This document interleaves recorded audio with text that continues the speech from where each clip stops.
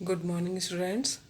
बेटा, आज हमारा ग्रामर का जो व्याकरण हिंदी में आपका चैप्टर है वो है पत्र लेखन। पत्र लेखन का क्या मतलब होता है? पत्र लिखने का एक तरीका, जो किस तरह लिखना चाहिए वो आज आप सीखेंगे। ठीक है। वैसे तो आजकल क्या हो रहा है कि विज्ञान ने इतनी निरंतर उन्नति कर रहा है, मीन्स इतनी उन्नति कर ली है कि आज ऐसे ऐसे साधन उपलब्ध हो गए हैं हमारे पास कि हम घर बैठे ही दूर दराज के देशों में रहने वाले सभी व्यक्तियों से आसानी से बात कर सकते हैं, है ना।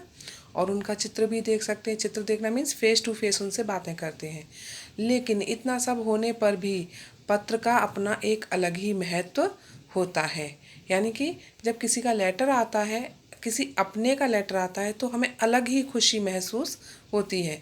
नानी, दादी, मौसी, चाचा, चाची, ठीक है ना, मामा, मामी, किसी का भी, बहन का, मौसी का, किसी का भी पत्र आता है तो घर में सब लोग उसे पढ़ने के लिए लालायित उठते हैं, माने बेचैन हो जाते हैं कि पहले हम पढ़ेंगे, पहले हम पढ़ेंगे, है ना। इसके अतिरिक्त कभी कभी पिता के ऑफिस से, माँ के विद्यालय से, बैंक से भी, यानी कि हमारे घर में अगर कोई काम करता है, फादर तो काम करते ही करते हैं, अगर हमारी मदर भी काम करती हैं कहीं पर भी, तो और या बैंक से या पोस्ट ऑफिस से कहीं से हमें पत्र आते हैं, वहाँ से भी आते हैं। वो कैसे होते हैं पत्र? औपचारिक। और जो दादी, नानी, मौसी वगैरह भेजते हैं, चाचा, चाची, वो कैसे होते हैं? वो अनौपचारिक पत्र होते हैं। ठीक है ना। यानी कि वो अनौपचारिक माने जो अपनों ने भेजे हैं, और औपचारिक माने जो कि किसी ऑफिस से आने वाले पत्र हों, चाहे वो विद्यालय के ऑफिस से आए हों, चाहे वो पापा के ऑफिस से आए हों, या फिर बैंक वगैरह से आए हों, या पोस्ट ऑफिस से आए हों, या कोई व्यवसाय से संबंधित पत्र हों, है ना। तो हमें वो पत्र जो है वो औपचारिक पत्र कहलाते हैं। वो हमें लिखने पड़ते हैं, है ना, भेजना पड़ता है उनका जवाब। तो हमें पत्र लिखना आना ही चाहिए। ऐसे पत्रों में आत्मीयता का प्रदर्शन नहीं किया जाता। आत्मीयता मीन्स जो अपनापन। हमें दादी, नानी, मामी, मौसी के लिए, जो बुआ के लिए लिखना होता है, उसमें क्या होता है? अपनापन हम प्रस्तुत करते हैं, उसमें दिखाते हैं। आत्मीयता मीन्स अपनापन दिखाते हैं। लेकिन ये जो औपचारिक पत्र होते हैं, इसमें अपनापन नहीं दिखाया जाता, मात्र औपचारिकताएं होती हैं, है ना। माने सिर्फ हमें एक औपचारिकता पूरी करनी पड़ती है कि भाई आपने हमें ये लेटर भेजा था, इसका हम ये जवाब दे रहे हैं, या तो हमें कोई प्रॉब्लम है इसलिए हम आपको ये पत्र लिख रहे हैं। तो इसी के लिए यहाँ पर आपको ये पत्र लेखन सिखाया जाता है। इसमें सधी हुई सीमित भाषा में इन पत्रों का उत्तर देना होता है। यानी कि बस थोड़ी सी ही शब्दों में इनका उत्तर हमें देना होता है, और भाषा भी बहुत ही सीमित होती है। अब आपको इस तरह पता चला कि पत्र के कितने भेद हैं। पत्र के दो भेद होते हैं, औपचारिक और अनौपचारिक। औपचारिक पत्र जो हैं वो प्रार्थना पत्र, व्यापारिक पत्र, सरकारी पत्र और अर्ध सरकारी पत्र। ठीक है। और अनौपचारिक पत्र जो है वो कैसे होते हैं? निजी पत्र, पारिवारिक पत्र, यानी हम अपने परिवार के किसी भी व्यक्ति को पत्र लिखें, वो निजी पत्र के तौर पर भी होते हैं। ठीक है। अब ध्यान देने योग्य यहाँ पर क्या बातें हैं कि भाषा सरल एवं स्पष्ट होनी चाहिए, जो आसानी से समझी जा सके। यानी कि पत्र में ऐसी भाषा लिखी होनी चाहिए जो आसानी से पढ़ी जा सके, पढ़ी जा सके। बात को बढ़ा चढ़ाकर नहीं, बल्कि कम से कम शब्दों में लिखना चाहिए। ये सब ध्यान देने योग्य बातें किसके लिए चल रही हैं? ये चल रही हैं औपचारिक पत्र के लिए। ठीक है ना, कि औपचारिक पत्र में एकदम सरल भाषा होनी चाहिए, स्पष्ट होनी चाहिए, यानी जल्दी से समझ में आ जाए सामने वाले को। बढ़ा चढ़ा के बात नहीं लिखनी है, कम से कम शब्दों में अपनी बात कह देनी है। लेख सुंदर एवं स्पष्ट होना चाहिए, यानी साफ सुथरा होना चाहिए, और एकदम स्पष्ट माने समझ में आना चाहिए। पत्र लिखते समय हमें यह ध्यान रखना चाहिए कि पत्र किसे लिखा जा रहा है तथा क्या समाचार देना है। यानी कि जैसा कि आपको बताया, प्रार्थना पत्र है या व्यापारिक पत्र है या सरकारी पत्र है, उसी हिसाब से हमारी भाषा भी होनी चाहिए। पत्र लिखने वाले को संबंध और पद का ध्यान रखते हुए ही भाषा का प्रयोग करना चाहिए। विनम्रता से पत्र लिखना चाहिए। यानी कि हमें देखना पड़ता है ना कि हम किसको पत्र लिख रहे हैं। किसी पदाधिकारी को लिख रहे हैं तो हमें उसी तरह की लैंग्वेज को इस्तेमाल करना पड़ेगा, है ना। और अगर हम अपने किसी संबंधी को पत्र लिख रहे हैं तो हमें उस हिसाब से अपनी भाषा का प्रयोग करना पड़ेगा। और अगर संबंधी में भी कोई बड़ा है हमसे तो हमें उसमें क्या करना पड़ेगा, विनम्रता। और अगर छोटा है तो उनके प्रति प्रेम या स्नेह की भावना दिखानी होती है। पत्र लिखने के पश्चात उसे पढ़ना आवश्यक है ताकि हमें संतोष हो जाए कि पत्र लिखने का उद्देश्य पूरा हो गया है। यानी कि ये औपचारिक अनौपचारिक दोनों के लिए है। जब हमने पत्र लिख लिया तो उसे ज़रूर पढ़ना चाहिए, हमसे कोई मिस्टेक तो नहीं हुई है, कुछ छूट तो नहीं गया है। यानी जो हमने लिखना था, उद्देश्य हमारा, जिस उद्देश्य से हमने पत्र लिखना था वो उद्देश्य हमारा पूरा हुआ कि नहीं। ठीक है। अब है पत्र के अंग, औपचारिक पत्र, अनौपचारिक पत्र के। ठीक है। ये क्या है, प्रेषक का पता, स्थान एवं तिथि। यानी हम जिसको भी भेज रहे हैं उसका एक तो पता होना चाहिए, एड्रेस, स्थान माने वो जगह, उसी जगह जहाँ से आप भेज रहे हैं, और तिथि, किस डेट को भेज रहे हैं। ठीक है। पाने वाले का संबोधन, यानी जिसको वो मिलने वाला है उसको संबोधित करके लिखना होता है। पाने वाले का अभिवादन, और यदि हमने पाया है तो हमें उसका अभिवादन भी करना है। और पत्र पाने वाले का पूरा नाम व पता होना चाहिए, पत्र पर तभी तो पहुंचेगा वहां तक।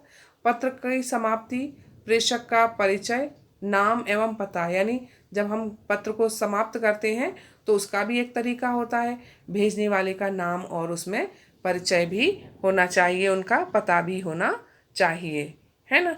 फिर उसके बाद में जो है, अब हमारे क्योंकि अलग अलग पत्र हैं तो सबसे पहले अनौपचारिक पत्र जो है वो कैसा है, जन्म दिवस पर मित्र को बधाई पत्र।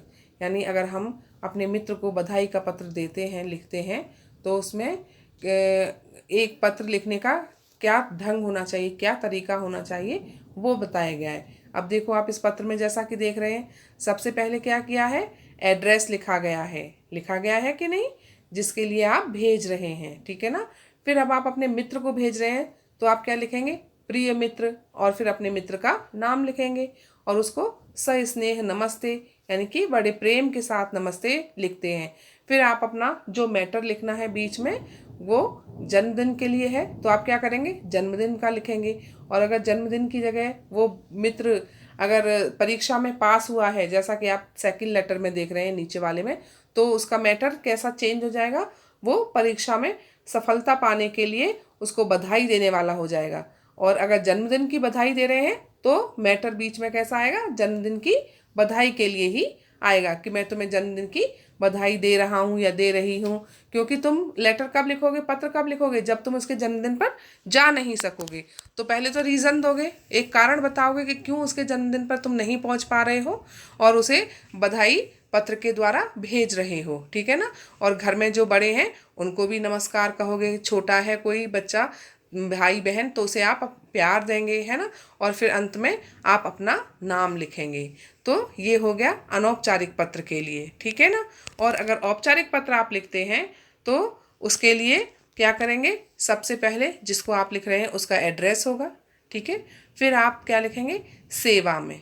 ठीक है ना। जैसे अब ये अपनी रचनाएं छपवाने के लिए, यानी आपने कुछ रचनाएं बनाई हैं, उनको आपने रचनाएं की हैं, उनको छपवाना चाहते हैं आप न्यूज़पेपर में या किसी मैगजीन में, तो उसके क्या करेंगे, उसके संपादक को पत्र लिखना पड़ेगा ना।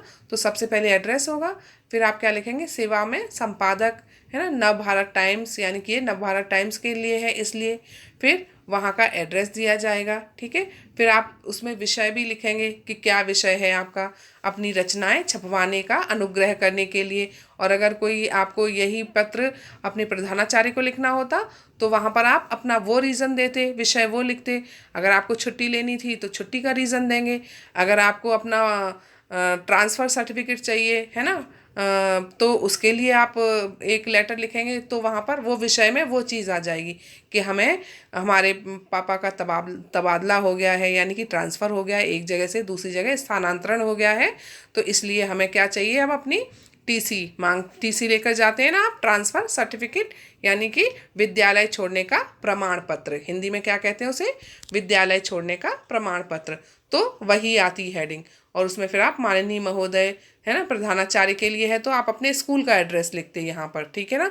और पूरा बीच में मैटर अपना अपना पूरा बात बताते कि भाई मेरे पिताजी का स्थानांतरण हो गया है, या तो फिर मेरे पिताजी, स्थानांतरण का मतलब अभी मैंने बताया ट्रांसफ़र हो गया है, तो इसीलिए अब मुझे उनके साथ जाना है, तो मुझे विद्यालय छोड़ने का प्रमाण पत्र चाहिए। अब यहाँ पर रचनाएं छपवाने के लिए इसीलिए संपादक को लिखा गया है कि भाई मैंने आपकी इसमें नव भारत टाइम्स के पेपर में पढ़ा हुआ है कि वहाँ पर एक किशोर कोना नाम का क्या होता है शीर्षक रहता है एक छोटा सा, जिसमें कि हमारे जैसे बच्चों की ही कविताएं छापी जाती हैं। तो मैं भी अपनी कविताएं भेज रहा हूँ या भेज रही हूँ, तो मुझे आशा है कि आप इसमें स्थान देंगे, यानी कि मेरी रचनाओं को छापेंगे और मुझे अनुग्रहित करेंगे, यानी मुझ पर कृपा करेंगे। अब समझ आ गया। और लास्ट में लिखेंगे धन्यवाद, और निवेदक माने मैं निवेदन कर रही हूँ इसलिए मेरा नाम निवेदक, और बॉय है तो अपना नाम और गर्ल है तो वो अपना नाम लिखेंगे। अब समझ आ गया होगा। औपचारिक एंड अनौपचारिक दोनों में आपको भेद पता चला होगा ना बेटा। अब आपके विद्यालय के लिए प्रधानाचार्य को जब पत्र लिखना होगा, तो जैसा कि मैंने अभी बताया कि विद्यालय छोड़ने का प्रमाण पत्र यानी वही टीसी ट्रांसफ़र सर्टिफिकेट लेने के लिए, तो उसका आपको ये एक पैटर्न दिया गया है। यानी सबसे पहले सेवा में, फिर क्या लिखेंगे प्रधानाचार्य महोदय, फिर सेकंड लाइन में आपके स्कूल का नाम आ जाएगा आर्मी पब्लिक स्कूल बीबी कैंट श्रीनगर, नीचे लास्ट में श्रीनगर आ जाएगा, ठीक है। फिर विषय आप लिखेंगे, इसमें विषय क्या, विद्यालय छोड़ने के लिए प्रमाण पत्र, ये आपका विषय आ जाएगा, ठीक है। प्रमाण पत्र के लिए प्रार्थना पत्र, इस तरह से।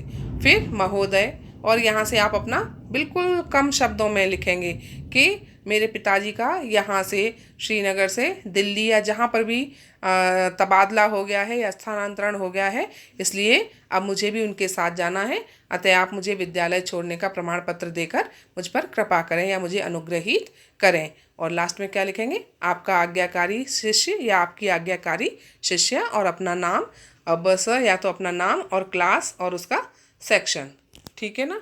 अब समझ आया होगा बेटा आप लोगों को पत्र अच्छी तरह से। मैं उम्मीद करती हूँ आपको पत्र अच्छे से समझ आ गया हो।